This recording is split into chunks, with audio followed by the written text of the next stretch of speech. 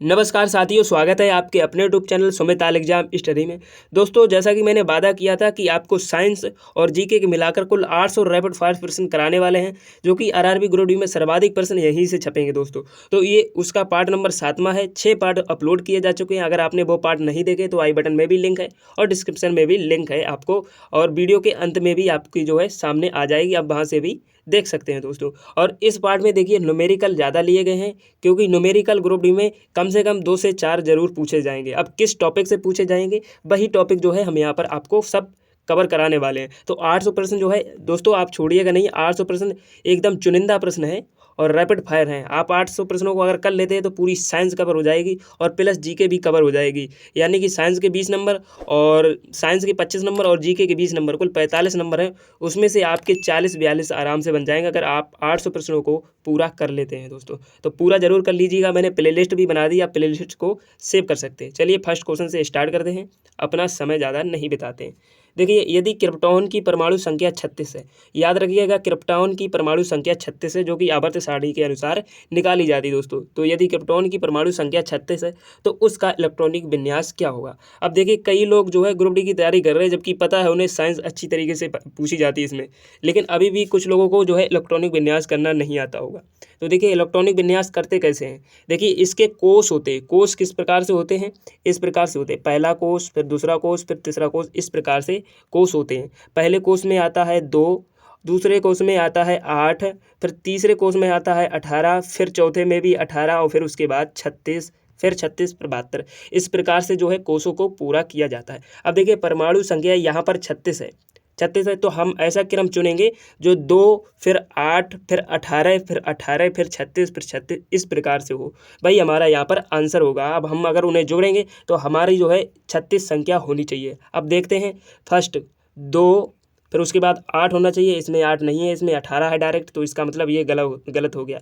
उसके बाद सी देखते हैं, 2 फिर 8 होना चाहिए, इसमें भी 18 है, ये भी क्वेश्चन हमारा गलत हो गया। अब देखते हैं डी नंबर, इसमें लिखा है 2, 8 लिखा हुआ है, सही है। फिर इसके बाद 18 ही होना चाहिए, लेकिन यहाँ पर 20 लिखा हुआ है, इसका मतलब ये भी गलत है। फिर देखते हैं 2 फिर 8 फिर 18 फिर 18, इसका मतलब है बी जो है सही आंसर हो जाएगा। लेकिन आपके अंदर एक कन्फ्यूजन आया होगा दोस्तों कि यहाँ पर 2, 8, 18 और 18 सर आप बता रहे हैं, लेकिन लास्ट में तो इसमें 8 है। तो देखिए दोस्तों, जो 36 संख्या दी गई है, तो 36 का इलेक्ट्रॉनिक विन्यास अगर आप निकालेंगे तो 2 हो जाएगा, फिर 8 हो जाएगा, 18 हो जाएगा, लेकिन 18 का लास्ट वाला जो उपकोष पूरा करना होगा उसके लिए 10 इलेक्ट्रॉन और चाहिए होंगे। यानी कि यहाँ पर जो परमाणु संख्या है वो 46 होनी चाहिए थे, जबकि यहाँ पर 36 है। जब हमारे 2 और 8 और 18 के उपकोष पूरे हो जाते हैं तो कुल इलेक्ट्रॉन हमारे पास 8 ही शेष बचते हैं। इसलिए अंतिम जो कोष होगा उसमें 8 इलेक्ट्रॉन होंगे। तो सही आंसर हमारा हो जाएगा बी। अगर दोस्तों आपको सही तरीके से समझ में आ रहा है तो यार वीडियो को लाइक एंड अपने दोस्तों के साथ शेयर भी करिएगा। नेक्स्ट क्वेश्चन है, एक तत्व का इलेक्ट्रॉनिक विन्यास 2, 8, 2 है, तत्व का नाम क्या है। तो देखिए, सबसे पहले जब कोई इलेक्ट्रॉनिक विन्यास दिया जाएगा तो सबसे पहले उस इलेक्ट्रॉनिक विन्यास को आप जोड़ोगे, उससे आपको जो है परमाणु संख्या पता लगेगी। जब आपको परमाणु संख्या पता हो जाएगी तब आप सोचोगे कि किस तत्व की परमाणु संख्या है। जैसे कि 2, 8 और 2 है, तो 2 पहले उपकोष में होने चाहिए, फिर दूसरे उपकोष में 8 होने चाहिए और तीसरे में 18 होने चाहिए, जबकि यहाँ पर 2 है। सबको जोड़ते हैं, 2, 8, 10 और 2, 12, यानी किसी इलेक्ट्रॉन की जो परमाणु संख्या है वो 12 है। ऐसा कौन सा तत्व है, देखते हैं। पोटेशियम नहीं, मैग्नीशियम नहीं, पोटेशियम का 11 है और जो है मैग्नीशियम का 13 है शायद। अब सोडियम, पोटेशियम का दोस्तों शायद 11 है, सोडियम का 13 है और मैग्नीशियम का दोस्तों 12 है। मैग्नीशियम का कितना है, 12। तो इस क्वेश्चन का सही आंसर हो जाएगा ऑप्शन नंबर आपका सी। क्या हो जाएगा, सी नंबर आपका जो है क्वेश्चन सही हो जाएगा। नेक्स्ट क्वेश्चन है, यदि एक तत्व का परमाणु क्रमांक 8 है, किसी तत्व का परमाणु क्रमांक 8 है तो इसका इलेक्ट्रॉनिक विन्यास क्या होगा। अब ऐसा कौन सा तत्व है जिसका परमाणु क्रमांक 8 है और उसका हमें इलेक्ट्रॉनिक विन्यास निकालना है। तो देखिए, 8 जो है वो ऑक्सीजन जो होती है दोस्तों उसका परमाणु क्रमांक 8 होता है।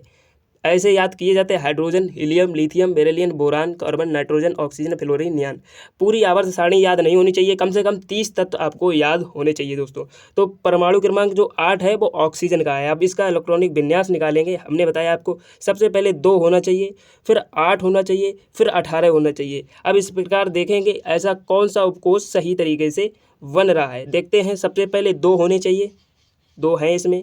फिर उसके बाद 8 होने चाहिए, जबकि 2 और 8 10 होते हैं, और 2 और 6 8 होते हैं। कुल मिलाकर आप अपने एक जहन में एक चीज़ उतार लीजिएगा दोस्तों, जब भी कोई इलेक्ट्रॉनिक विन्यास दे तो सबसे पहले एक छोटे समूह से पकड़ेंगे और उसमें कोई बीच में बड़ा समूह नहीं आना चाहिए, यानी क्रम से होने चाहिए। हम अगर उन्हें जोड़ेंगे तो फिर जो है हमारा वही इलेक्ट्रॉनिक विन्यास हो जाएगा जो हमारा सेम आ रहा हो। जैसे कि 2 6 यहाँ पर 8 हो रहे हैं, तो ये हमारा इलेक्ट्रॉनिक विन्यास सही हो गया। अब यहाँ पर 2 दिया, फिर 4 दिया, फिर 2 दिया, इसका मतलब है ये गलत है, यानी कि 8 बीच में आना चाहिए।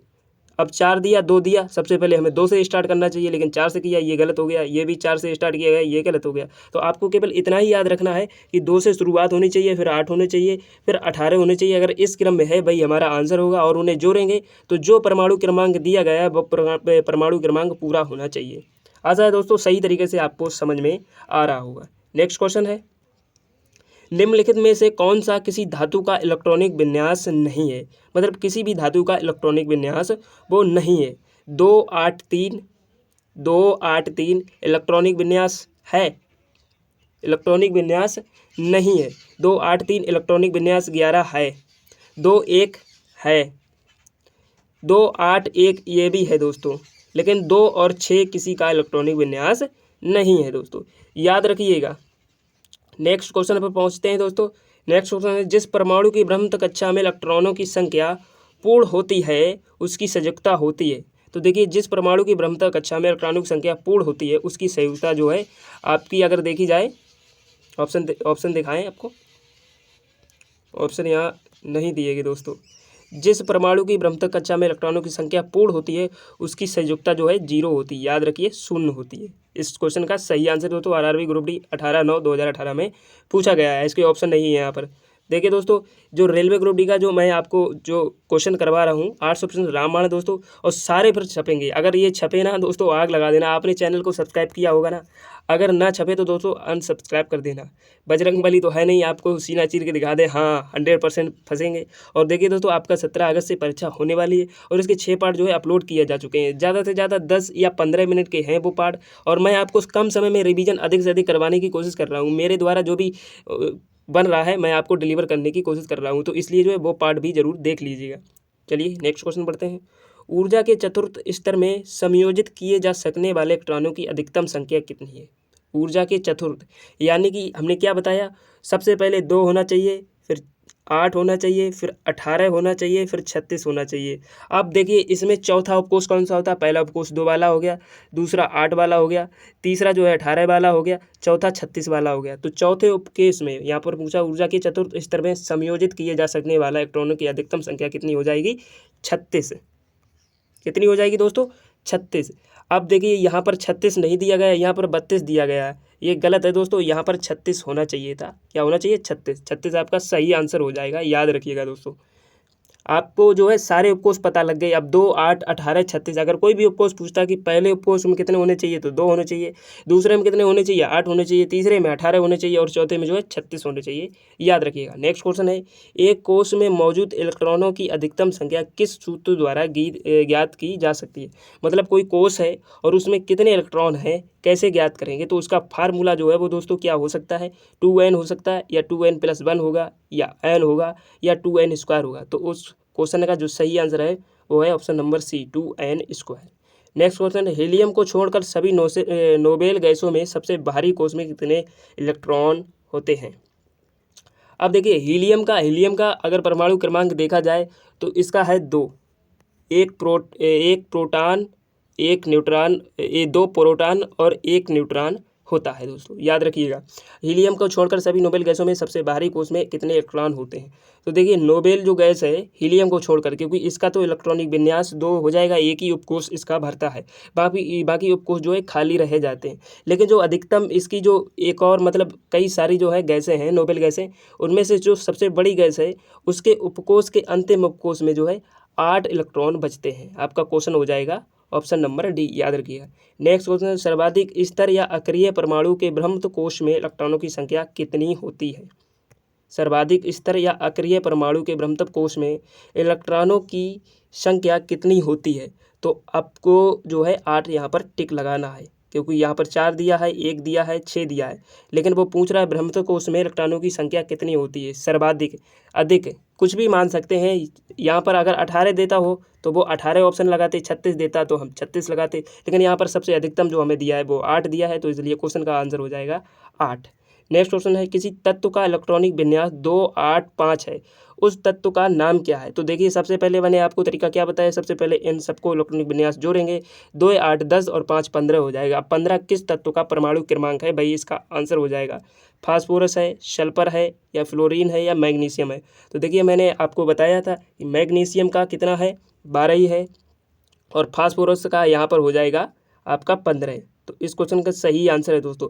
मैं ये सब सारी जानकारी जो है आवर्त सारणी के हिसाब से दे रहा हूँ, परमाणु क्रमांक आवर्त सारणी में, और उसका द्रव्यमान, प्रोटॉन, न्यूट्रॉन सब कुछ लिखा होता है। अगर दोस्तों आपने जो है गूगल पे सर्च कीजिएगा, आपको जो है पीरियोडिक टेबल मिल जाएगी दोस्तों, जो मेंडलीव ने दी थी। और नई जो आवर्त सारणी वो मोजले ने दी थी। याद रखिएगा, ये भी पूछ लेता है कि आधुनिक आवर्त सारणी किसके द्वारा प्रदान की गई है, तो वो मोजले के द्वारा प्रदान की गई है। नेक्स्ट क्वेश्चन पर बढ़ते हैं, किस तत्व में इसके ब्रह्मतक कोश में 2 इलेक्ट्रॉन होते हैं? मतलब ऐसा कौन सा तत्व है जिसके ब्रह्मद यानी भारी कोश में, सबसे भारी कोश में जो है अंतिम कोश में 2 इलेक्ट्रॉन होते हैं? पोटेशियम है, या लिथियम है, या कैल्शियम है, या सोडियम है? तो इस क्वेश्चन का सही आंसर है कैल्शियम दोस्तों। नेक्स्ट क्वेश्चन है 41वां, यहाँ पर डैश लिखा हुआ है, डैश में ब्रह्मतक कक्षा में पूरी तरह से भरी होती है।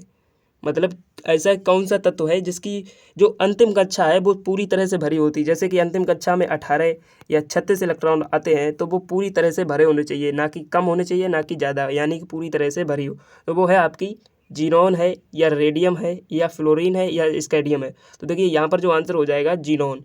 जीनॉन जो है पूरी तरह से भरी है दोस्तों, इसमें कोई भी इलेक्ट्रॉन ना लिया जाता है और ना दिया जाता है। और दूसरी भी है, याद रखिएगा दोस्तों, जिनॉन के अलावा रेडॉन भी दे सकता है, तो यहाँ पर आप जो है रेडॉन भी आंसर लगाएंगे। रेडियम नहीं दोस्तों, रेडॉन गैस का नाम है उसका। नेक्स्ट क्वेश्चन है, पहले आवर्त में दोनों तत्वों के डैश में संयोजित इलेक्ट्रॉन होते हैं। पहले आवर्त में दोनों तत्वों के डैश में संयोजित इलेक्ट्रॉन होते हैं, के कोश, या एम कोश, या एन कोश, या एल कोश? तो इस क्वेश्चन का सही आंसर हो जाएगा के कोश दोस्तों, याद रखिएगा। नेक्स्ट क्वेश्चन है दोस्तों, परमाणु क्रमांक 17 वाला एक तत्व नीचे दिए गए किस परमाणु क्रमांक के तत्व के समान विशेषताएं रखेगा? परमाणु क्रमांक 17 वाला तत्व है, नीचे दिए गए किस परमाणु क्रमांक के तत्व के समान विशेषताएं रखेगा?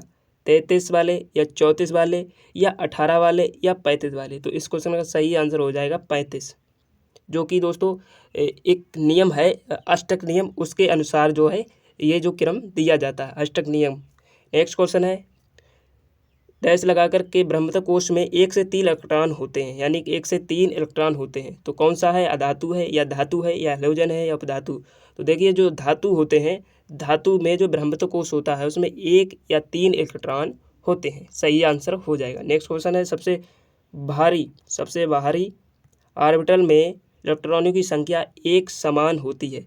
मतलब ऐसे कौन से 2 तत्व हैं जिनके सबसे बाहरी कोश में यानी अंतिम कोश में समान इलेक्ट्रॉन होते हैं? ओ या एफ है, या AsBi है, या हाइड्रोजन हीलियम है, या आर्गन और क्रिप्टॉन है? आप बताएंगे। ऑक्सीजन या फ्लोरीन है, या अर्सेनिक या बिस्मिथ है, या हाइड्रोजन या हीलियम है, या आर्गन या क्रिप्टन है? तो इस क्वेश्चन का सही आंसर है As और बिस्मिथ। नेक्स्ट क्वेश्चन है, तत्व में बाहरी सेल में 8 इलेक्ट्रॉन के साथ 3 कक्षाएं होती हैं, तो किसकी कक्षाएं होती हैं? क्रिप्टन की, या नियोन की, या जेनॉन की, या आर्गन की? तो इस क्वेश्चन का सही आंसर है आर्गन। आर्गन की जो है बाहरी सेल में 8 इलेक्ट्रॉन के साथ 3 कक्षाएं होती हैं। नेक्स्ट क्वेश्चन है, अधातुओं में आमतौर पर सबसे बाहरी कक्षा में इलेक्ट्रॉन होते हैं, बाहरी कक्षा में इलेक्ट्रॉन होते हैं 1, 2 या 3 होते हैं, या 8, 9, 10 होते हैं, या 10 से 18 होते हैं, या 5, 6, 7, 8 होते हैं? तो देखिए इसके जो अधातु होते हैं उसके इलेक्ट्रॉन जो है पूरी तरीके से बहुत ही कम भरते हैं, यानी कि जो अंतिम कोश होता है पूरी तरीके से बहुत कम ही भरते हैं, और जबकि धातुओं के जो धातु होते हैं उनके जो भारी कोश होते हैं वो पूरी तरह से भर जाते हैं। तो इस क्वेश्चन का सही आंसर आपका हो जाएगा बी दोस्तों।